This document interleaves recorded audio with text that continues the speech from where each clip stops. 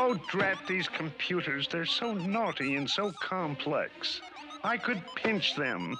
What's up, everyone, and welcome. This is the third episode of my new weekly review of security events that happened in the last week. I actually found it difficult this week to pin down what I felt was the biggest story of the week. Was it the US accusing China of, hacking and the cyber attacks? That is big news. And it does have implications, including potentially retaliation or even more hacks from Chinese hackers who feel like they've been insulted for calling them out. Or is it the fact that Kaseya came out with a universal decryptor for the REvil ransomware? So it's not a decryptor for one company or another. It's universal. It's for everybody. And they got it from a trusted third party. So how did this go down? Who was it? And did somebody potentially pay the ransomware? These are things that I find extremely interesting and would love to be able to trace and knock down. But when I look through all of the information that I've been able to gather from the different hacker blogs that I check, or all of the news on either Threat Post or Security Affairs or wherever, I saw that there were actually 35, in 1 week, there were 35 companies that were attacked with ransomware or hacked or defaced, which I found astonishing because it dwarfs previous weeks. So let's jump in right in and see actually what happened. So there's ransomware attacks that you did not hear of, and they're typically, they were all done by either Conti or Lockbit or Avos Locker, etc. So you have EuropeanAccounting.net, you have Geneva, Ohio, you have SwiftLogistics.com.my, you have Action Tech, APG Neuros, Aris Services, Beckley, Cedros, Comet Group.be, Creditoy, Cauzione.am.r, and that's the beginning of the list. Next, we have Revision Skincare, Spiral Foods, Elm 3 Financial Group, Haftpflichtkasse Darmstadt, which is in Germany, J. Hilberum, Ryostar Foods, Betten Loco, and on the other side you have Grupo Dismar, Sehinto, Zero Group, there's just a ton of them. Now, if you look at all of the ransomware groups within these two slides, you see that there's Lockbit and there's Conti. Now, if you're not familiar with them, don't worry. I'll be putting out some episodes to explain who they are. What is sort of the trademark? How does it work? So stay tuned. And if you haven't already, subscribe to the channel, smash the bell, so that when I do upload these episodes, you will be notified. So those are the 35 attacks that were publicly announced, and I was able to find on the various hacker blogs that they put within the dark web. That's pretty amazing in 7 days to have that many companies affected in that way. So you would think with REvil gone, things would start to slow down, but it's not. Other groups are sort of, okay, I'll say picking up the slack, but that doesn't really sound very, very nice. But there is still plenty of other ransomware groups out there that are trying to attack you. So keep that in mind. We're going to move on to phishing. Fin7's liquor lure compromises law firm with backdoor. Financial cybercrime gang Fin7 has rebounded after the jailing of some key members, launching a campaign that uses a lure legal complaint involving the liquor company that owns Jack Daniel's whiskey. The gambit successfully compromised at least one law firm, giving them a shot, of the JSS Loader remote access Trojan. According to East Centire's threat response unit, True, the successful breach for Fin7, aka Sarbanak Group or Navigator Group, was part of a wider, non-targeted email campaign. It purports to relate to a legal complaint centering around liquor giant Brown-Forman. It is plausible that proficient financial cybercrime groups such as Fin7 are providing initial access to seasoned ransomware groups such as REvil, aka Sodino Kibi, Ryuk, etc., as a way to monetize their access, according to True. So the messages that were sent the first week of June, just 1 month before the settlement, the messages, these phishing messages were sent the first week of June. It was just 1 month before the settlement claims were due for a real class action suit against Brown-Forman regarding ransomware breach to the company suffered last August. So there was a legitimate lawsuit outstanding against the company Brown-Forman, which Jack Daniels, about a security breach or a data breach that happened last August. So these phishers, these scammers, they came up with an email to send out to law firms to kind of coax them and say, hey, this is about the Brown Foreman lawsuit. Click here to take action in the class action lawsuit because it's going to be whatever next month, right? It's going to be settled next month. Now, the infamous REvil gang took credit for the ransomware attack. So, according to REvil, they were the ones who attacked Brown Foreman back in August. Although Brown Foreman said they were able to disrupt the attack before the data could be encrypted, the REvil gang broadcast on their blog and leak site that they had access to Brown Foreman's systems for over a month and stole a terabyte of company data. Next up, Phish swims past email security with Milanote pages.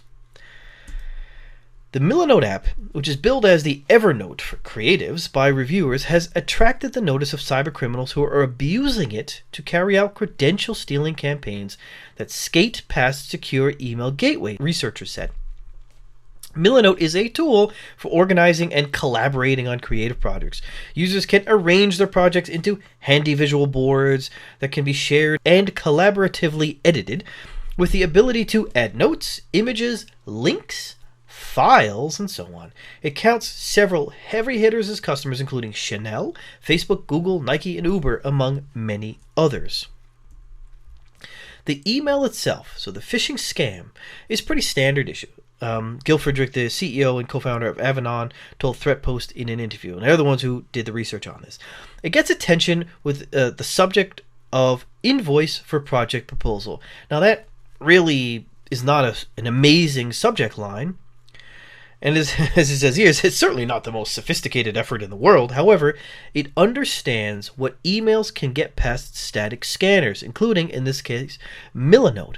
So they send you an email with this not so flashy or sexy subject line, but when you click on it, the message has an attachment. And if you open the attachment, it opens and says there in one line that I have shared a file with you. Please click the link below to download. And then you have this clickable button that says Open Docs. If the person clicks the button, they're taken to a page hosted in the Milanote service. So they're using Milanote to actually host a page or host content, like on that board I said you could style and do whatever, which if you click then another link, it takes you to a phishing page that attempts to harvest various types of credentials. So the scammers, the phishers, are using a legitimate service to host their scam or host a link to a phishing page to grab your credentials. So Milanote is essentially being used by phishing scammers to host malicious links and access to malicious code. Now, their fake Windows 11 installers are now being used to infect you with malware. Most of us know that Windows 11 is not really out there for everyone. It's going to launch some news says resources say it's in October of this year, but the most widely known date for delivery is the beginning of 2022. But scammers are already taking advantage of the hype surrounding Microsoft's next Windows release to push fake Windows 11 installers riddled with malware, adware, and other malicious tools. While Windows 11 will start rolling out worldwide during early 2022, Microsoft has already made it available for install to all customers enrolled in the Insider program after officially unveiling it as the next version of Windows last month. However, hundreds of users have already downloaded installers from unofficial sources and are then getting infected with malware, as Kaspersky security researchers discovered. Kaspersky products have already defeated several hundred infected attempts that used similar Windows 11 related schemes. Now we're on to patches. Critical Jira flaw in Atlassian could lead to remote code execution. Atlassian has dropped a patch for a critical vulnerability in many versions of its Jira Data Center and Jira Service Management Data Center products, which can lead to arbitrary code execution. Atlassian, if you don't know, is a platform that's used by 180,000 customers to engineer software and manage projects, and Jira is its proprietary bug tracking and agile project management tool. Atlassian issued a security advisory concerning the vulnerability, which is tracked as CVE 2020-36239. The bug could enable remote, unauthenticated attackers to execute arbitrary code in some Jira data center products. The vulnerability has to do with a missing authentication check in Jira's implementation of Cache, which is an open source Java distributed cache for general purpose caching, Java EE and lightweight containers that's used for performance and which simplifies scalability. Atlassian said that the bug was introduced in version 6.3.0 of Jira Data Center, Jira Core Data Center, Jira Software Data Center, and Jira Services Management Data Center, known as Jira Services Desk, prior to 4.14. Apple issues urgent iPhone updates, but there are none for the Pegasus 0-day. Apple has issued a warning about a ream of code execution vulnerabilities, some of which are remotely exploitable, and experts are emphatically recommending an ASAP update to version 14.7 of iOS and iPadOS. The patches address a total of 40 vulnerabilities, 37 of which are in iPhones. The most severe of the flaws could allow for arbitrary code execution with kernel or root privileges. Besides fixing others, non-Pegasus associated vulnerabilities in iOS and iPadOS, Wednesday's security updates also squashed bugs in macOS Big Sur 11.5 and in macOS Catalina. With regards to the security updates in iOS 14.7 and iPad 14.7, 4 of them are in WebKit, the engine that powers Apple's Safari browser. All 4 could lead to arbitrary code execution. Exploitation would require a user to download malicious crafted web content, however. Microsoft issues Windows 10 workaround fix for SeriousSAM bug. A privilege escalation bug affecting versions of Windows 10 received a workaround fix by Microsoft to prevent attackers from accessing data and creating new accounts on compromised systems. The bug, dubbed SeriousSAM, affects the Security Accounts Manager, SAM, the SAM database in all versions of Windows 10. The SAM component in Windows houses user account credentials and network domain information, which is a juicy target for attackers. A prerequisite for abuse of the bug is an adversary needs either remote or local access to the vulnerable Windows 10 system. Tracked as CVE 2021-36934, Microsoft said the vulnerability exists because of overly permissive access control lists on multiple system files, including the SAM database. An attacker who successfully exploited this vulnerability could run arbitrary code with system privileges. An attacker could then install programs, view, change, or delete data, or create new accounts with full user rights. Oracle fixes critical remote code execution vulnerabilities in Weblogic Server. Oracle released its quarterly critical patch update for July 2021 that contains 342 new security patches for multiple product families. Some of the vulnerabilities addressed by the IT giant could be remotely executed by attackers to take control of devices. One of the most severe issues addressed by Oracle is a critical deserialization vulnerability via XML decoder in Oracle WebLogic Server Web Services. The CVE 2019-2729 Flaw is a remote code execution vulnerability that could be exploited by an unauthenticated attacker. The vulnerability received a CVSS score of 9.8 out of 10. It resides in the Oracle Hyperion infrastructure technology and affects WebLogic Web Server versions 11.1.2.4 and 11.2.5.0. A bug in Fortinet FortiManager and FortiAnalyzer allows unauthorized hackers to run code as root. Fortinet has released security updates to address a serious bug tracked as CVE 2021-32589 affecting FortiManager and FortiAnalyzer network management solutions. The CVE 2021-32589 vulnerability is a use after free issue that an attacker could exploit to execute arbitrary code as root. A user after free, which is CWE 416 vulnerability in FortiManager and FortiAnalyzer FGF MSD daemon, may allow a remote, non-authenticated attacker to execute unauthorized code as root via sending a specifically crafted request to the FGFM port of the targeted device. Schneider Electric patched security bugs in EVlink charging stations. If you're not familiar with Schneider Electric, they basically make the charging stations for electric cars. One of their products.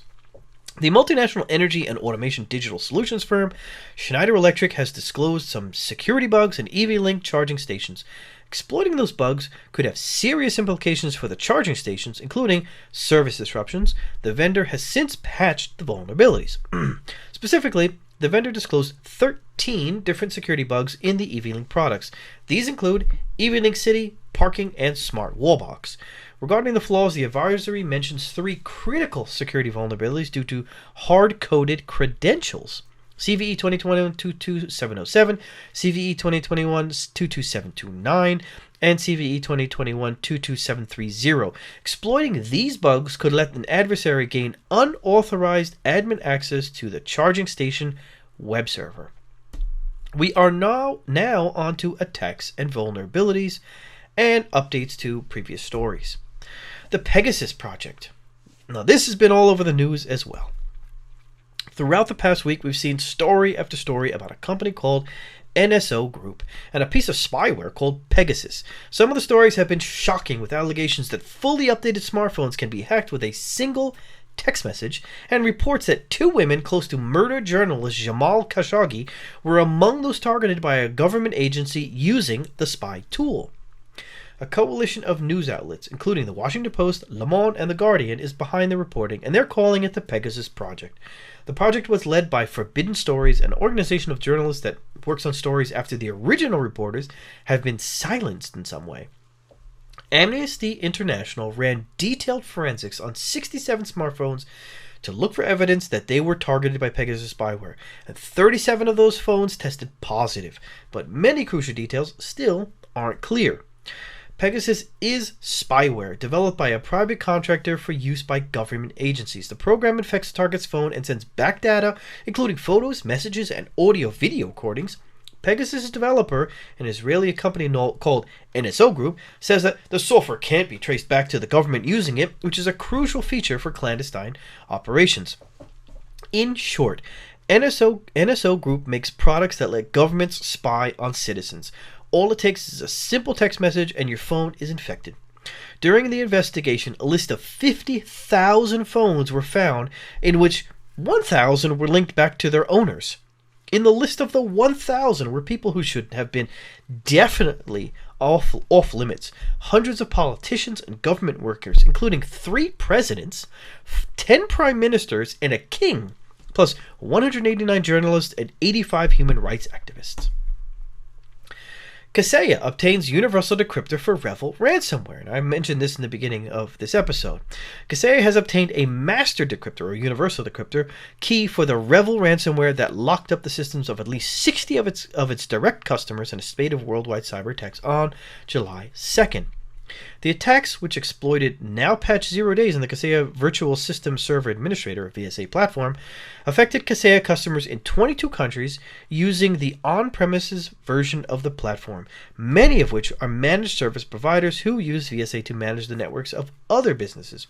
In addition to the 60 direct customers, around 1,500 downstream customers of those MSPs were also affected. The sudden appearance of this universal key suggests that it is possible that this ransom may have been paid, although it is likely that the ransom would have been negotiated to a lower price. Up to this point, I have only seen one universal decryptor come out in such a short period of time, and that was the early versions of the GandCrab ransomware, and the reason it was possible to do it was due to a flaw in the ransomware. REvil has no such flaw, so it begs the question: who is the anonymous philanthropist who paid for the universal decryptor key? And also, could this be why REvil dumped everything and went offline? They made their $50 million or whatever it was. They're dumping REvil, and they're going to go on to the next ransomware. The law firm to the Fortune 500 was breached with ransomware. Campbell Conroy and O'Neill PC, U.S. law firm to a dazzling array of huge companies, told its star-studded clientele that an intruder may have groped their data. It was hit with ransomware in February and is now suffering the data breach fallout. Their client list spans a slew of industries, includes the likes of Apple, Boeing, British Airways, Chrysler, ExxonMobil, Fisher-Price. They make toys. Ford, Honda, IBM, Jaguar, Monsanto, Toyota, and U.S. Airways. The firm said in a press release that it realized on February 27th that it got hit by what turned out to be a ransomware attack.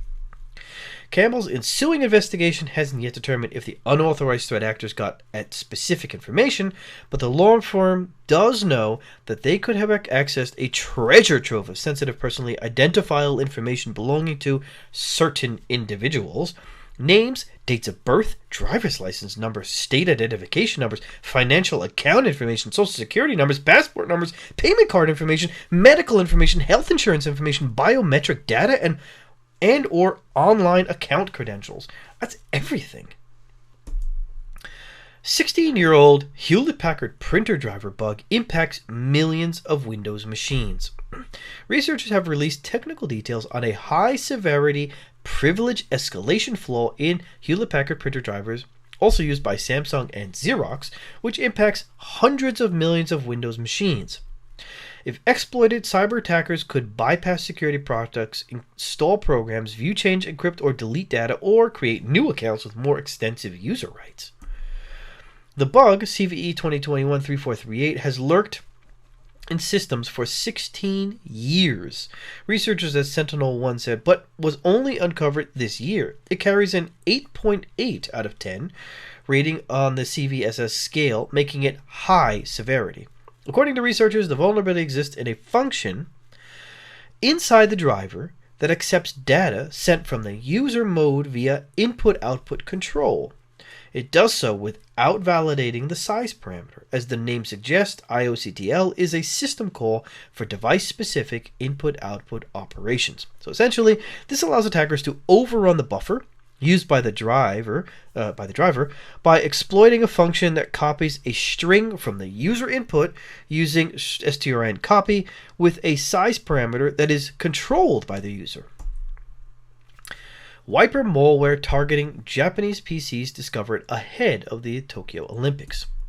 A Japanese security firm said it discovered an Olympics-themed malware sample that contains functionality to wipe files on infected systems and appears to be targeted at Japanese PCs.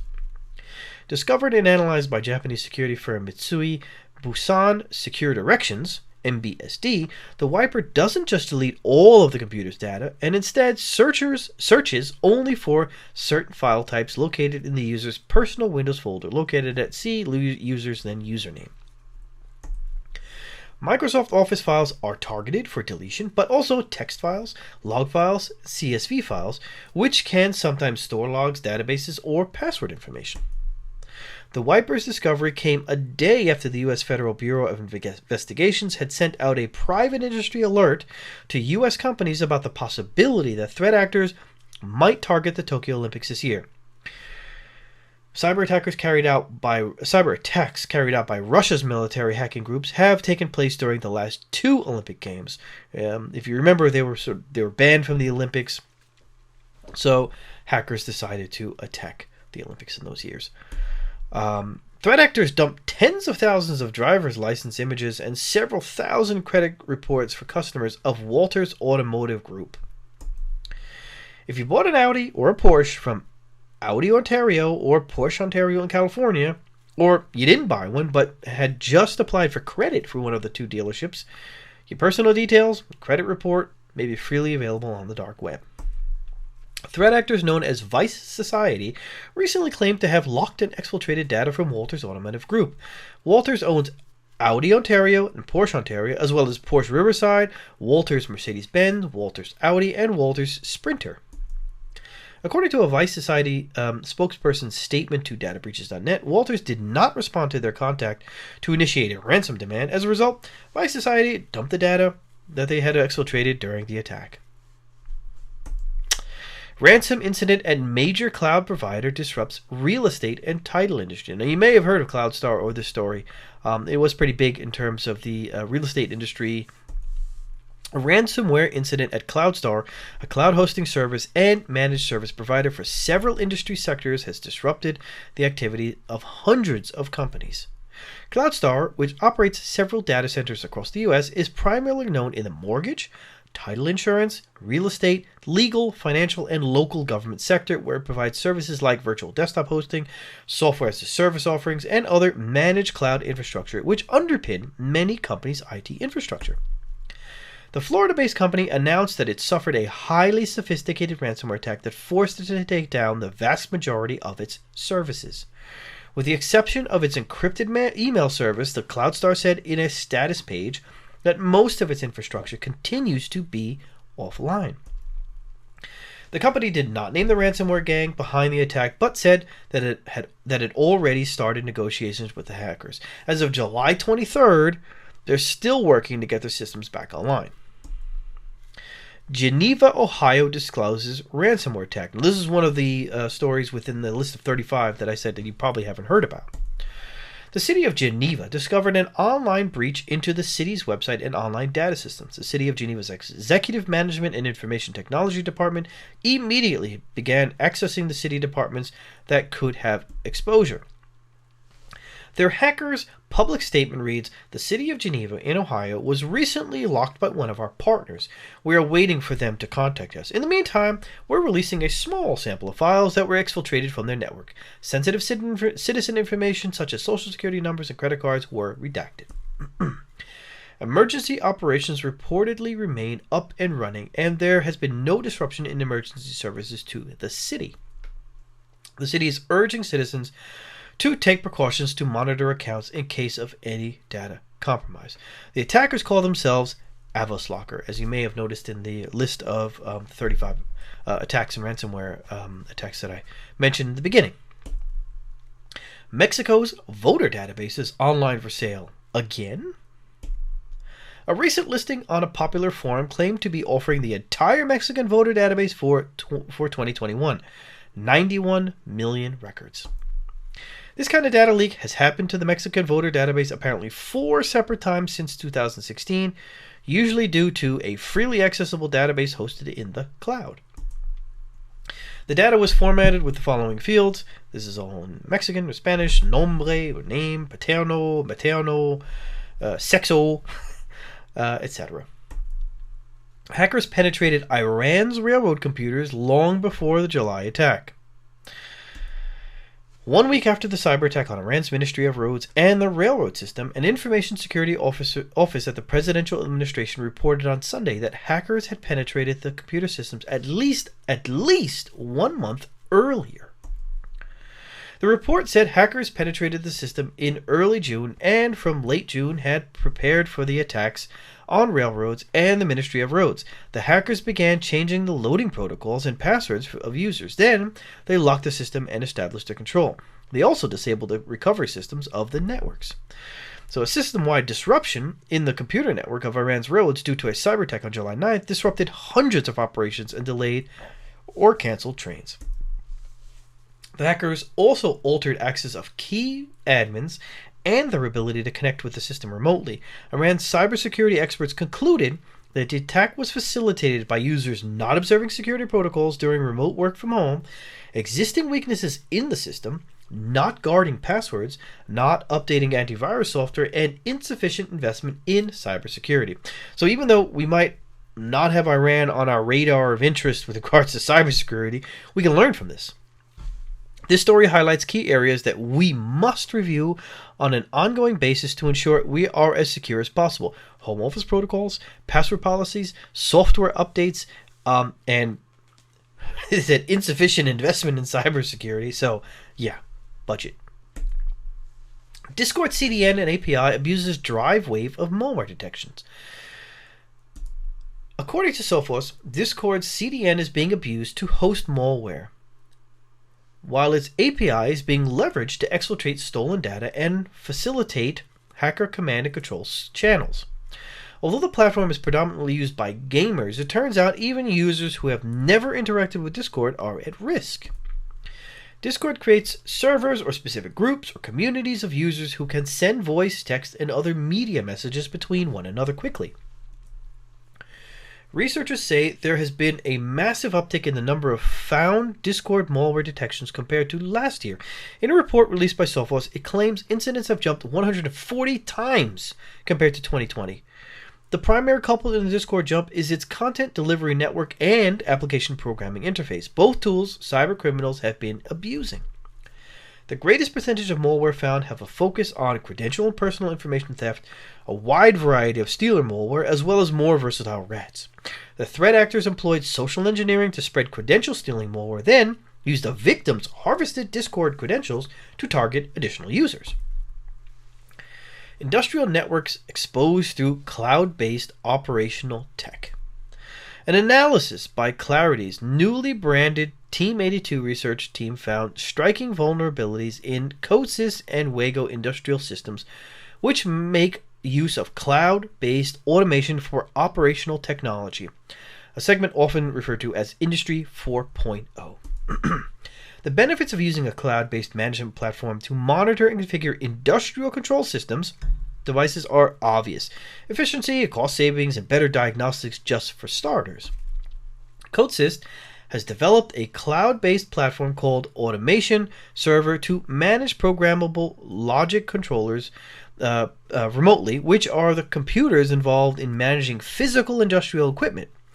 OT engineers using Automation Server can download logic and configure their PLCs through the cloud-based Automation Server management console. Wago, meanwhile, is a series of PLCs that make heavy use of the Codesys runtime, and most of the communication, configuration, and programming of these PLCs is done through the Codesys platform. So the vulnerabilities, if exploited, can lead to serious consequences, including gaining control of industrial equipment and operations. A vulnerability in a level 01 device, such as a PLC, can be leveraged to launch attacks targeting a cloud-based management system, and the reverse is also true. Weaknesses in the cloud platform and its peripherals can put an attacker in the driver's seat for uncontrolled access to field devices and industrial processes. Analysts found 3 vulnerabilities in Codesys products, which is the via Gateway version 3, CVE 2021-29241, the Package Manager, CVE 2021-29240, the Automation Server, CVE 2021-29240, and they also found 4 bugs in 2 Wago systems. There's Wago PFC IOCheck D, which is CVE 2021-34566, 34567, and 34568, as well as the Wago PFC diagnostic tools, which contained the CVE 2021-34569. Next up, Kubernetes cloud clusters face cyber attacks via Argo workflows. Security researchers are warning that Kubernetes clusters are being attacked via misconfigured Argo workflow instances. Argo Workflows is an open-source, container-native workflow engine for orchestrating parallel jobs in Kubernetes to speed up processing time for compute-intensive jobs like machine learning and big data processing. It's also used to simplify container deployments in general. Malware operators are dropping crypto miners into the cloud via Argo thanks to some instances being publicly available via dashboards that don't require authentication for outside users, according to analysis from Intezer. These misconfigured permissions thus can allow threat actors to run unauthorized code in the victim's environment. Researchers said the misconfigurations can also expose sensitive information such as code, credentials, and private container image names, which can be used to assist in other kinds of attacks. Now, attacks are difficult to carry out. Researchers observed different popular Monero mining malware being housed in containers located in repositories like Docker Hub, including Canix and XMRig. Cybercriminals need only to pull one of those containers into Kubernetes via Argo or another avenue. For instance, Microsoft recently flagged a wave of miners infesting Kubernetes via the Kubeflow framework for running machine learning workflows. Emma Willard School hit by ransomware attack. The Emma Willard School in Troy has been dealing with a ransomware attack that struck the school last week, the school head Jennifer Rao said in a letter to the school community. Personal financial information for some members of the Emma Willard community was stolen. Employees' social security numbers were also taken, she said in a letter. Officials at the private high school for girls in Troy say they aren't yet sure how much hackers were able to take. They think only employees' social security numbers were stolen, but it's possible more numbers were taken. Florida DEO warns of unemployment data breach. Orlando, Florida. The Florida Department of Economic Opportunity announced the data breach in a letter sent to impacted individuals. The letter said malicious actors may have stolen personal information over a more than month-long period between April 27th, 2021 and July 16th, 2021. Information contained in your claimant account may have been accessed, including the following: Social Security number, driver's license number, bank account numbers, claim information, and other personal details such as address, phone number, and date of birth. The DEO letter states, in addition, the malicious actors may have acquired your PIN, the PIN you use to access your Connect account. Connect is the database individuals use to file unemployment benefits. DEO said it proactively locked accounts, improved PIN security controls, and enhanced network security systems, which is a good thing. But DEO recommends those who receive the letter to closely watch credit accounts. But you had the data breach, not me. How about you pay to monitor my credit accounts? 1 terabyte of local government data was exposed by Massachusetts software company. More than 1 terabyte of data and over 1.6 million files from dozens of municipalities in the U.S. were left exposed, according to a new report from a team of cybersecurity researchers with security company WizCase. All of the towns and cities appeared to be connected through one product, MapsOnline.net, which is owned by a Massachusetts company called I'm going to call it GIS, although you could read it another way. The company provides information management software to local governments across Massachusetts, New Hampshire, and Connecticut. Atta Hexel and his team discovered more than 80 misconfigured Amazon S3 buckets holding data related to these municipalities. The data ranged from residential records like deeds and tax information to business licenses and job applications for government positions. Due to the sensitive nature of the documents, many of the forms included people's email address, physical address, phone number, driver's license number, real estate tax information, license photographs, and photos of property. Threat actor claims to have stolen 1 terabyte of data belonging to Saudi Aramco. Threat actors using the handle Xerox claim to have stolen 1 terabyte of sensitive data from the Saudi Arabian petroleum and natural gas giant, and they're offering it for sale on multiple hacking forums. The oil giant has over $200 billion in annual revenue, and the threat actors are offering the stolen data at an initial price of $5 million. Bleeping Computer reached the company, who confirmed a data breach on third-party contractors, but pointed out that the incident has no impact on Aramco's operations. Saudi Aramco also told Bleeping Computer that this is not a ransomware security breach. Yeah, okay, but they're selling your sensitive data on the dark web, so is that any better that it's not a security breach? Ransomware? Aramco recently became aware of the indirect release of a limited amount of company data, which was held by third-party contractors. Aramco spokesperson told Bleeping Computer, "We confirm that the release of data has no impact on our operations, and the company continues to maintain a robust security posture." I mean, I don't know.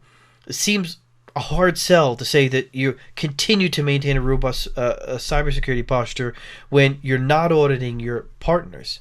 Maybe tone down a little bit, and instead of saying you're maintaining a robust cybersecurity, why don't you just be honest and say you're trying your best? Because, again, one of your partners was not audited by you to make sure that their security policies were in place and up to par so that they couldn't get hacked. I digress. Xloader, a $49 spyware that could target both Windows and macOS devices. Checkpoint research experts have spotted a cheap malware dubbed Xloader variant, which was upgraded to target both Windows and macOS PCs. Xloader is a very cheap malware strain that is based on the popular Formbook Windows malware.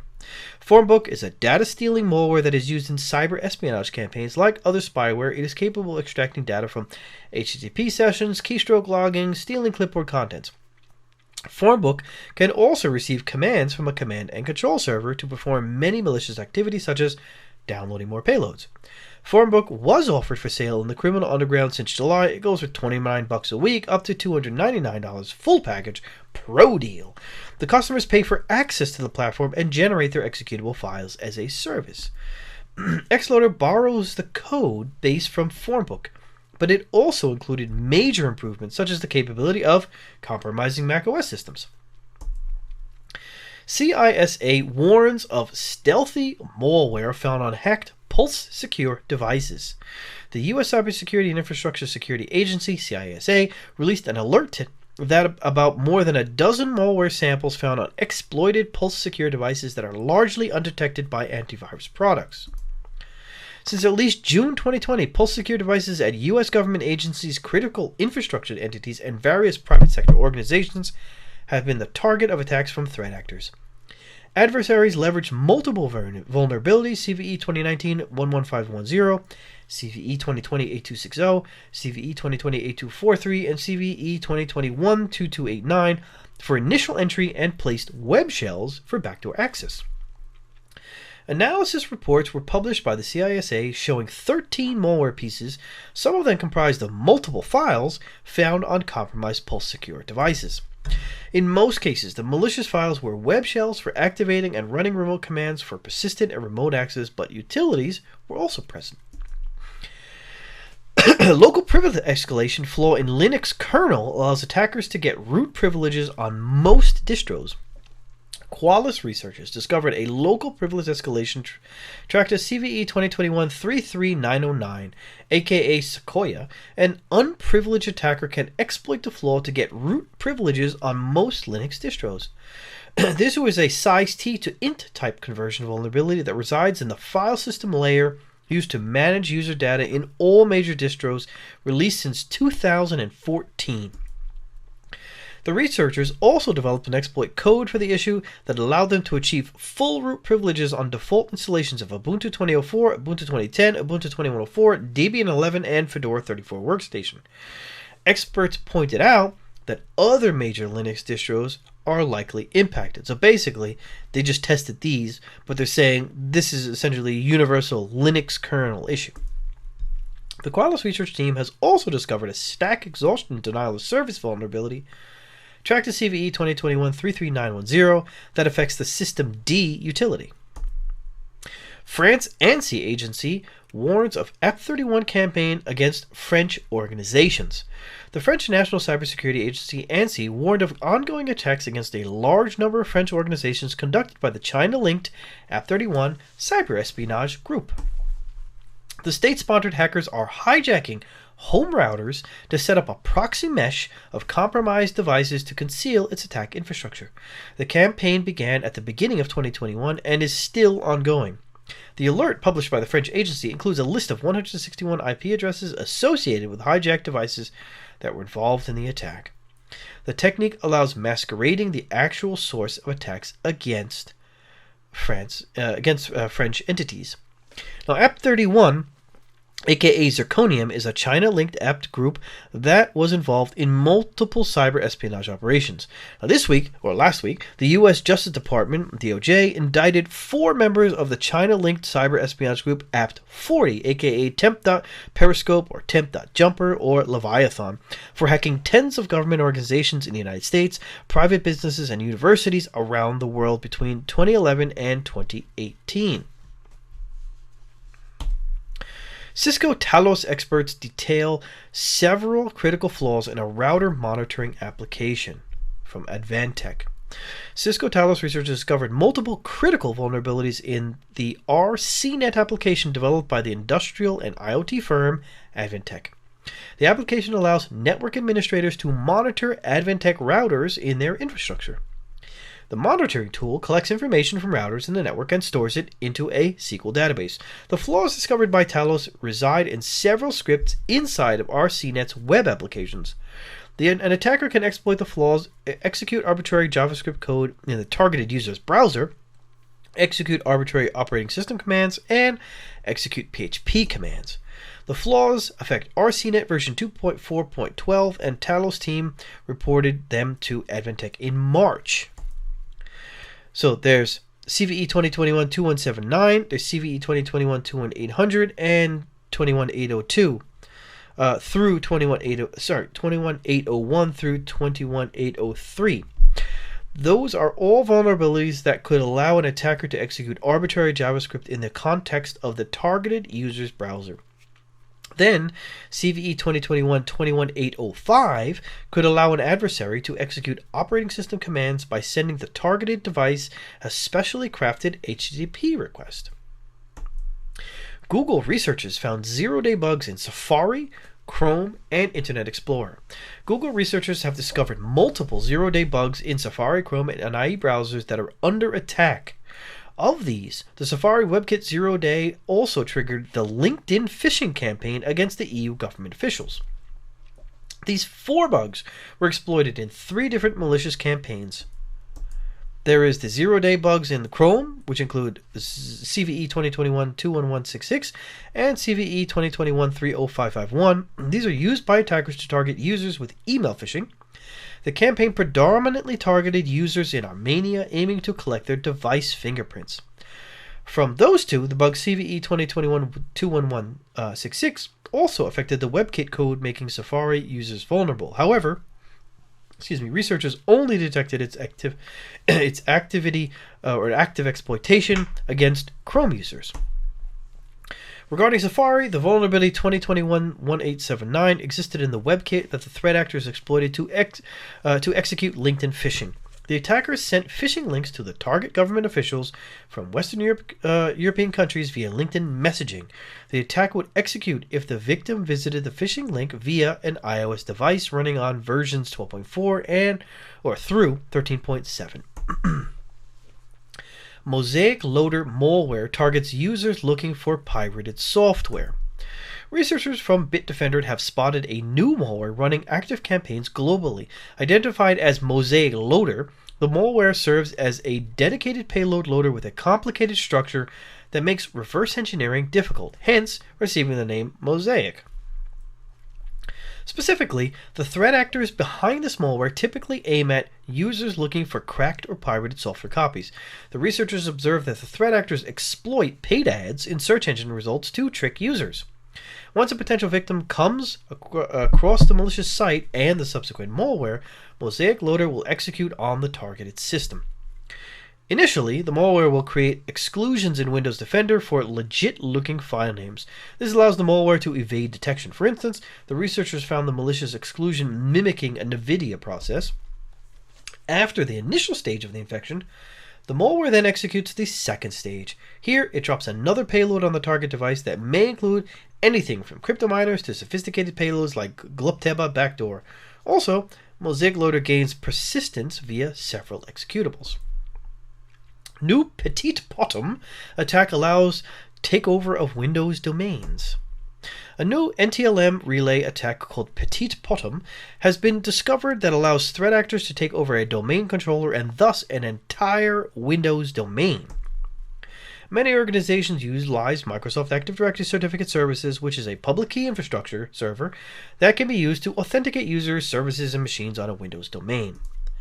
In the past, researchers discovered a method to force a domain controller to authenticate against a malicious NTLM relay that would then forward the request to a domain's Active Directory Certificate Services via HTTP.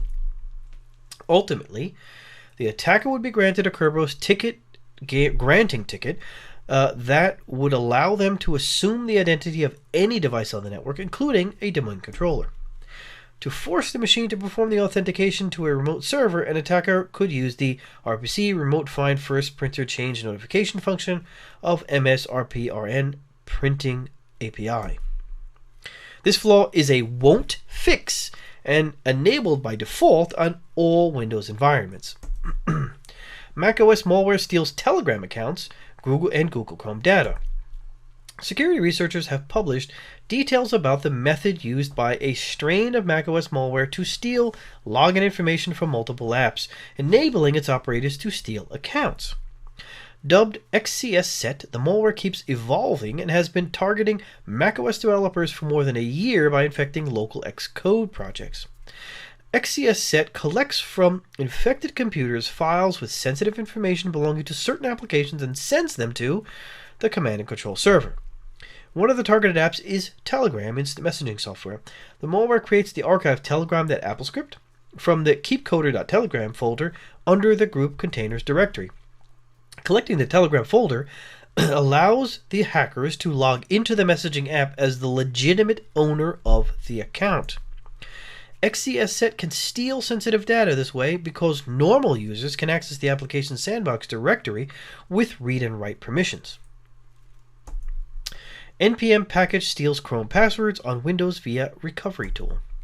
Researchers at Reversing Labs have disclosed their findings on 2 malicious NPM packages that secretly steal passwords from your Chrome web browser. These packages are called Node.js_net_server with over 1,300 total downloads and temp file with over 800 total downloads. The primary focus of the report is on the Node.js net server, which contains the core malware functionality. The malware targets Windows machines to steal user credentials and also sets up persistent remote backdoor for the attacker to conduct surveillance activities. To facilitate its credential stealing activities, the malware, specifically Node.js Net Server, uses the legit Chrome Pass freeware utility for Windows.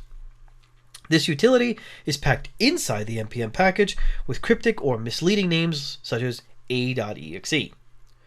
We're now on to the other security news. First up, the US and allies, and if you're wondering who these allies are, European Union, United Kingdom, and NATO. They officially accused China of Microsoft Exchange attacks. NSA, CISA, and FBI have observed increasingly sophisticated Chinese state-sponsored cyber activity targeting U.S. political, economic, military, educational, and CI personnel and organizations. Chinese state-sponsored cyber actors use a revolving series of virtual private servers and common open source or commercial penetration tools. Chinese state-sponsored cyber actors consistently scan target networks for critical and high vulnerabilities, targeting major applications such as PulseSecure, Apache, F5 Big IP, and Microsoft products. The cyber actors use the VPS as well as small office and home office devices as operational nodes to evade detection. So, the CS-FBI joint put out top 10 routinely exploited vulnerabilities. The CISA activity alert put out a potential for China cyber response to heightened U.S.-China tensions release, and the NSA CSA put out the Chinese state-sponsored actors exploit publicly known vulnerabilities alert. Now, to show how serious this is, this allegation is 4 Chinese nationals were working with the Ministry of State Security and were charged with global computer intrusion campaign targeting intellectual property and confidential business information, including infectious disease research. Akamai software update triggered a bug that took offline major sites. A software configuration update triggered a bug in the Akamai DNS, which took offline major websites including Steam, the PlayStation Network, AWS, Google, and Salesforce. According to the company, around 500 of its customers were impacted by the incident. In order to restore operations, the company rolled back the update. Makes sense. The company recognized the impact of this issue and apologized to its customers. In October, if you remember, Akamai CDN suffered another major outage that was caused by an issue with its Prolexic DDoS attack protection service. The issue caused the unavailability of the websites of many customers of the company, including prominent companies in multiple industries worldwide, such as U.S. Airlines, American Airlines, Southwest Airlines, and Hong Kong Stock Exchange. A man was arrested in connection with the alleged role in July 2020 Twitter attack. A citizen of the United Kingdom was arrested in Estepona, Spain, by Spanish National Police pursuant to a U.S. request for his arrest on multiple charges in connection with the July 2020 hack of Twitter that resulted in the compromise of over 130 Twitter accounts, including those belonging to politicians, celebrities, and companies.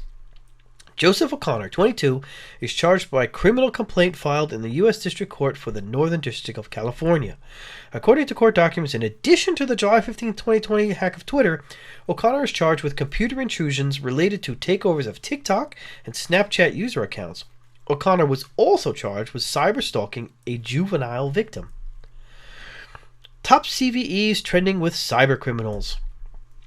Criminal small talk in underground forums offer critical clues about which known common vulnerabilities and exposures threat actors are most focused on. This in turn offers defenders, us, clues on what to check out. So here are the top CVEs that were listed. CVE 2020-1471, also known as Zero Logon. CVE 2020-0796, also known as SMB Ghost. CVE 2019-19781. CVE 2019-0708, also known as Bluekeep. CVE 2017-11882. CVE 2017-0199. As you can see, a lot of these are old. But notably, all the CVEs threat actors are still focused on are old, meaning that basic patching and mitigation could have stopped many attacks before they even got started. The report done by Cognite showed the 9-year-old CVE 2012-0158 was exploited by threat actors during the COVID-19 pandemic in 2020, which indicates that organizations are not patching their systems and are not maintaining a resilient security posture. So, that's it for this week's review. Thanks for watching. Don't forget to share and subscribe and smash the bell. With that, hope you guys have a great day. Thanks again for watching, and I'll see you on the next episode. Take care.